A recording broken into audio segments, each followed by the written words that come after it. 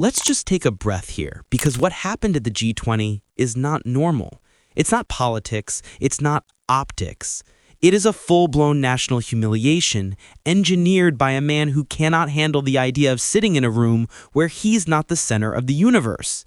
And now, thanks to newly surfaced documents, diplomatic cables, and eyewitness accounts, we know exactly how the United States ended up getting locked out of the world's most important stage, like an uninvited guest pounding on the door. And if you're watching this and feeling like you're taking crazy pills, you're not alone. Because the United States didn't just miss the G20. Donald Trump boycotted the G20. He didn't attend the single most symbolic moment of global leadership, the moment where South Africa's president ceremonially passes the gavel to the next nation, because he cooked up a fake crisis about white genocide in South Africa to justify skipping the entire summit. Yes, a conspiracy theory that has been debunked for years. That's the excuse he used to bail. So instead of representing the United States, like every president before him, Trump had a meltdown, pulled the plug, and sent, wait for it, a junior attaché, a mid-level bureaucrat, to stand in the place where the president of the United States is supposed to be. And South Africa said what any self-respecting nation would say, absolutely not. You don't get to disrespect the entire summit, ghost the world, snub 19 countries, and then toss some random staffer into the closing ceremony like this is a middle school assembly. They refused him entry. Not quietly, not diplomatically, they shut the door in America's face.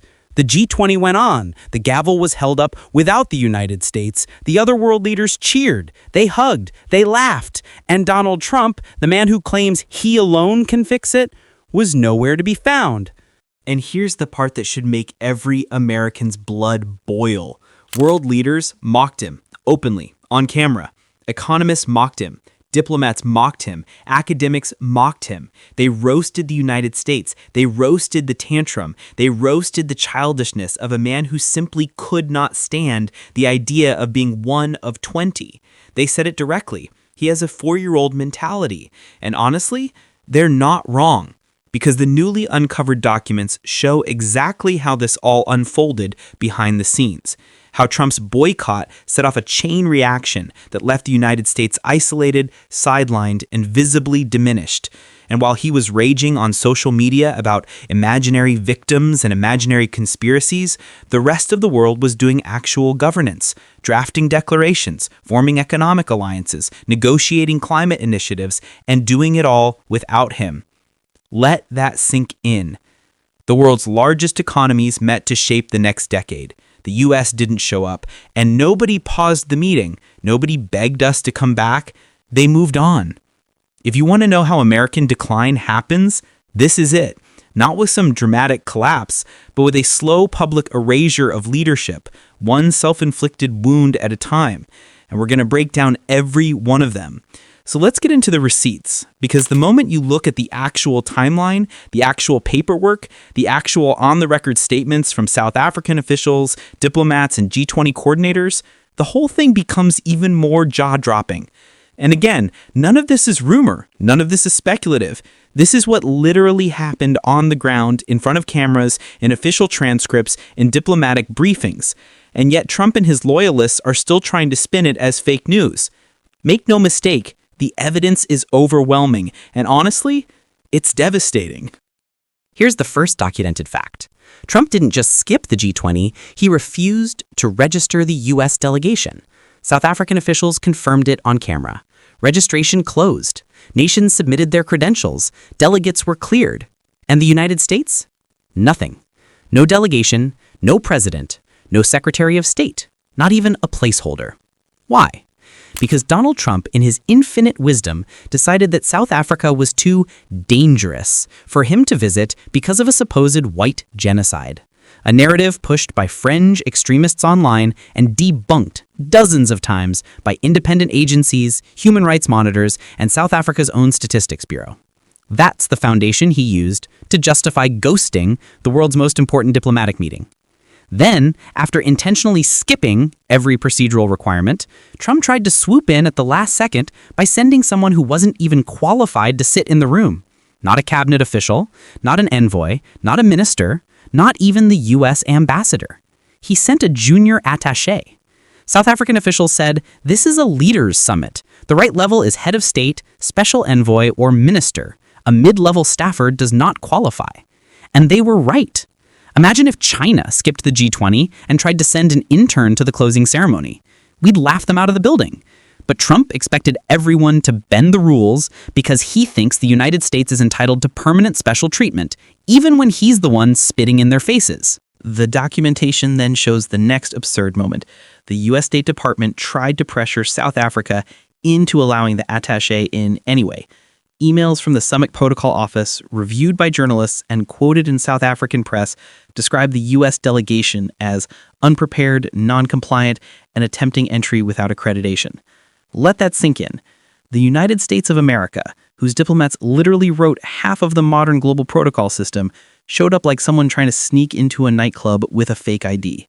And while that was happening, Trump wasn't doing diplomacy. He wasn't negotiating trade. He wasn't securing alliances. He was online raging about imaginary conspiracies and calling world leaders ungrateful. Meanwhile, leaders representing 85% of global GDP were sitting in Johannesburg drafting declarations on climate, debt relief, global finance reform, and trade stabilization. Every major country participated: India, China, Germany, Brazil, Canada, Indonesia, Japan, South Korea. The only nation missing? The one that claims to lead the free world. Now here's where the humiliation becomes catastrophic. After the U.S. tried to force the attaché into the closing ceremony, South Africa made an unprecedented move. They didn't just say no, they restructured the ceremony. They removed the public handover entirely. They said, we will not let the president of South Africa hand the G20 gavel to a low-ranking American officer. If the U.S. wants the gavel, they can collect it privately at DIRCO, the diplomatic offices, after the summit. In diplomatic terms, that is a complete rejection. It is a formal demotion. It's the global equivalent of being told, you didn't show up for your award, so we'll leave it in a cardboard box at the front desk. And while all of this was unfolding, the rest of the world noticed. They noticed that the United States was absent. They noticed that the United States couldn't follow basic protocol. They noticed that the United States has become unpredictable, unserious, and increasingly isolated whenever Trump is in charge. And they responded exactly the way you would expect when a country that once led the world is now represented by a man who throws tantrums on social media. The mockery was immediate. Colombian economist Jeffrey Sachs stood on stage at a major summit forum and asked the audience, why isn't Donald Trump coming tomorrow? And then he answered his own question, because he has a 4-year-old mentality and he's having a tantrum. That happened publicly at an event attended by heads of state, ministers, diplomats, and the global press. In other words, this wasn't a throwaway comment. It was the consensus view in the room. Sachs went further, pointing out that Trump refuses to attend forums where he isn't treated like a king. He said Trump doesn't want to be one of 20 leaders. He wants to be an emperor. And honestly, that's exactly what the documents and behavior show.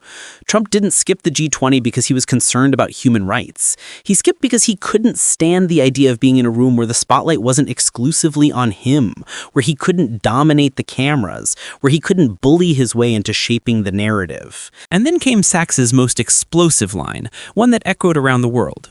Today, a major refinery in Venezuela suddenly exploded. That seems a lot like the CIA to me.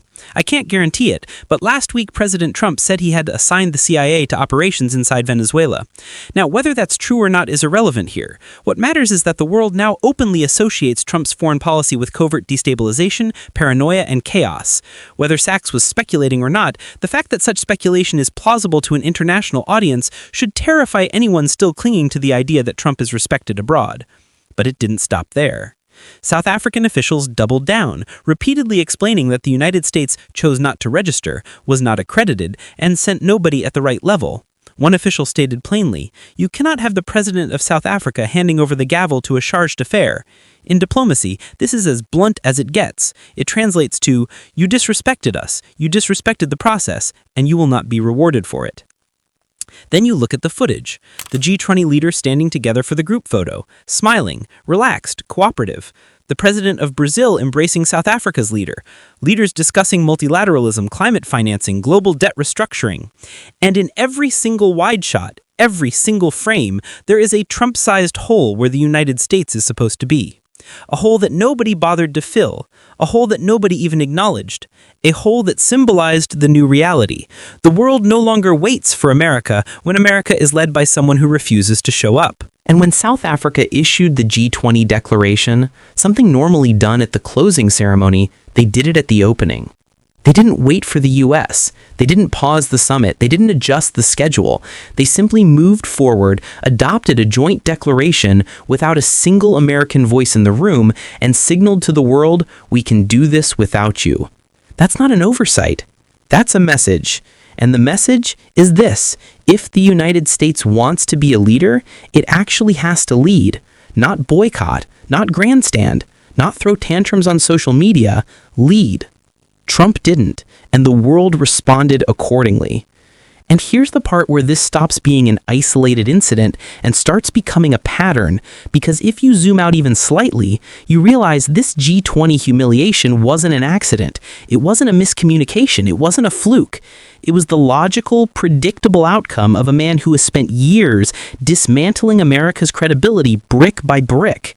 This is what happens when a president operates like a cult leader instead of a statesman.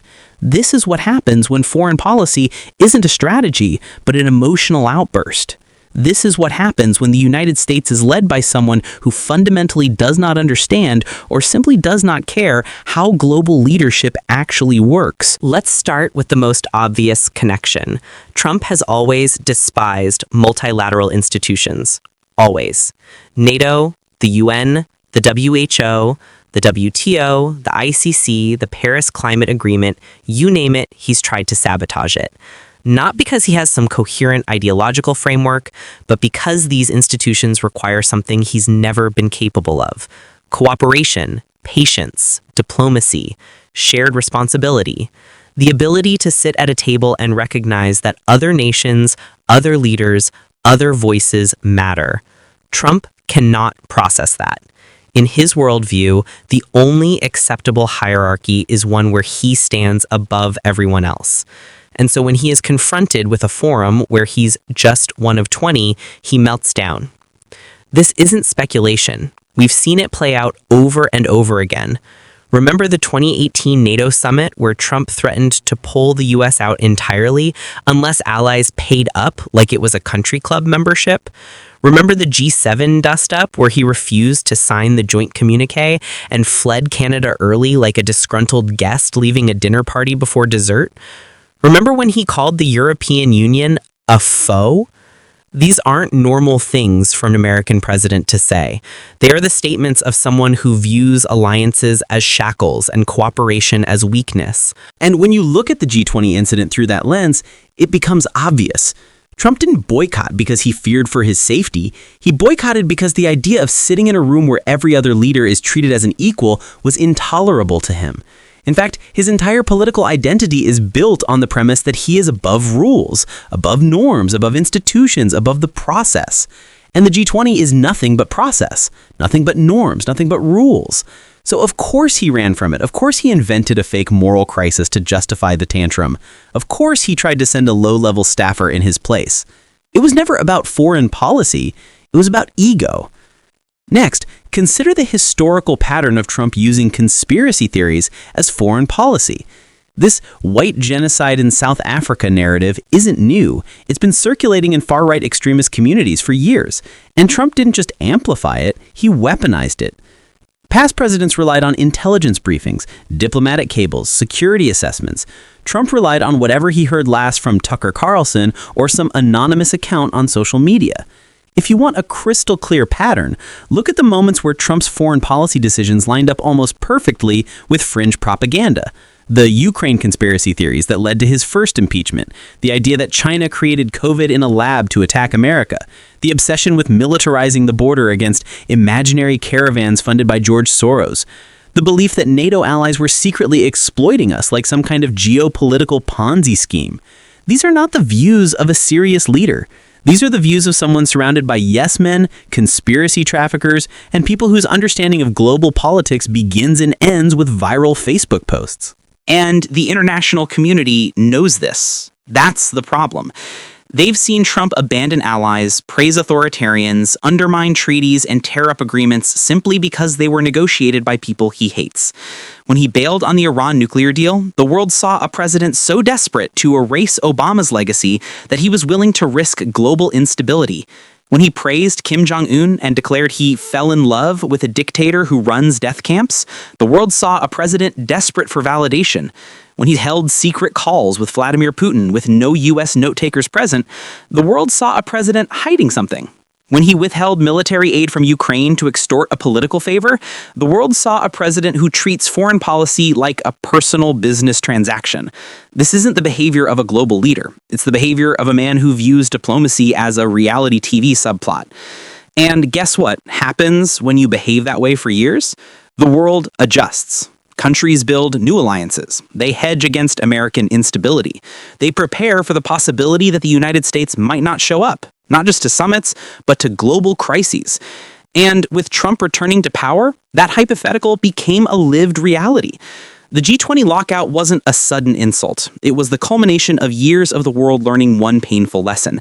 The United States cannot be counted on when Trump is in charge. Which brings us to the BRICS expansion, a trend Trump didn't cause but absolutely accelerated. During his presidency, he alienated Democratic allies while cozying up to strongmen. He undermined Western institutions while praising rival authoritarian systems. And while he was doing all of that, the BRICS nations, Brazil, Russia, India, China, South Africa, later expanded to Egypt, Ethiopia, the UAE, Iran, and Indonesia, were building an alternative power structure. They saw an opportunity. America was distracted, angry, divided, and openly hostile to diplomacy. So they moved, they coordinated, they consolidated, they established new financial systems, new trade networks, new investment blocks. And as the BRICS bloc grew, the G7 shrank in relevance. Jeffrey Sachs said it bluntly, the BRICS countries have 46% of the world's population and 41% of global GDP.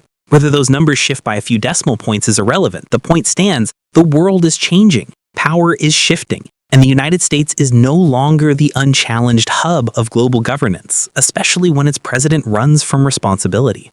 And you see the pattern in Trump's domestic behavior too. The tantrums, the victimhood, the obsession with personal loyalty, the inability to accept responsibility, the constant need to blame someone else, immigrants, Democrats, journalists, NATO allies, global institutions, for his failures. When you stitch all of this together, the G20 humiliation becomes not just predictable, but inevitable. Trump boycotting the summit wasn't a deviation from his leadership style. It was the purest expression of it. Because this is a man who cannot handle environments where he doesn't control the narrative.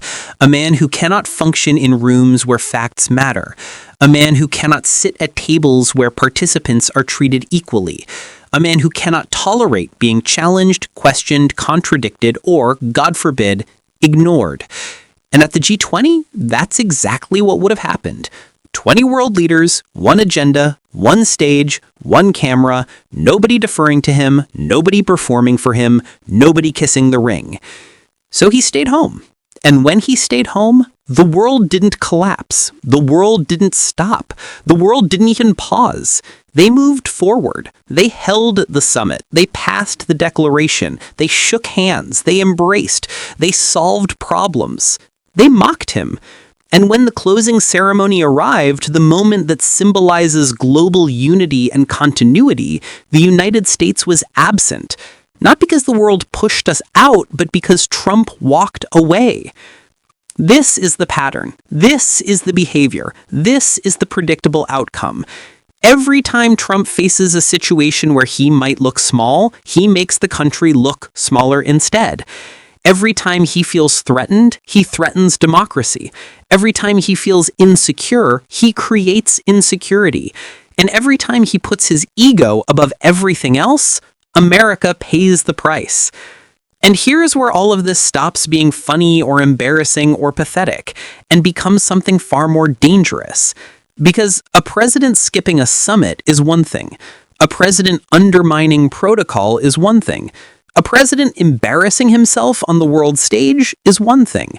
But a president teaching the world that the United States cannot be trusted, cannot be relied upon, cannot be taken seriously, that's a threat to national security. That's a threat to global stability. That's a threat to democracy itself. Because when Trump boycotts the G20, the world doesn't see a political stunt. They see a warning sign. They see a country that might not show up when it matters.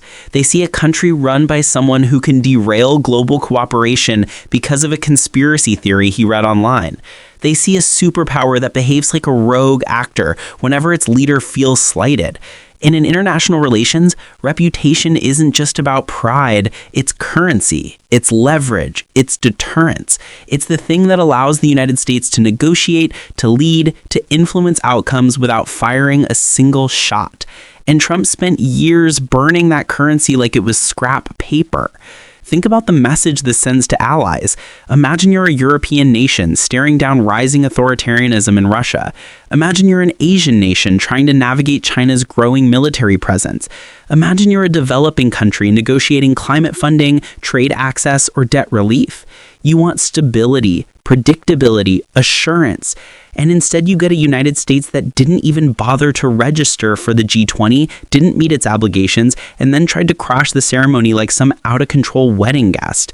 If you're an ally watching that unfold, how do you trust the United States with anything serious? How do you rely on a government that can be derailed by ego at any moment? And let's talk about adversaries, because they're watching too, and they're thrilled. When Trump isolates the US, it gives authoritarian regimes every opening they've ever wanted. China gets to present itself as the calm, rational adult in the room. Russia gets to say the West is fracturing. Iran gets to point to American chaos as justification for its own. And the BRICS expansion becomes even more attractive for countries eager to escape Western pressure. Trump didn't just skip the G20, he handed our allies a propaganda win on a silver platter. And here's the part that should keep every American awake at night. When the United States steps back, someone else steps forward. Power doesn't disappear. Influence doesn't vanish. It shifts. It gets redistributed. It gets claimed by countries that do show up, that do participate, that do behave like adults instead of petulant toddlers. And right now, those countries are not the liberal democracies we align with. They are rising authoritarian blocs with very different visions for the world order. A world where human rights are optional. A world where dissent is criminal. A world where truth is whatever the ruling party says it is.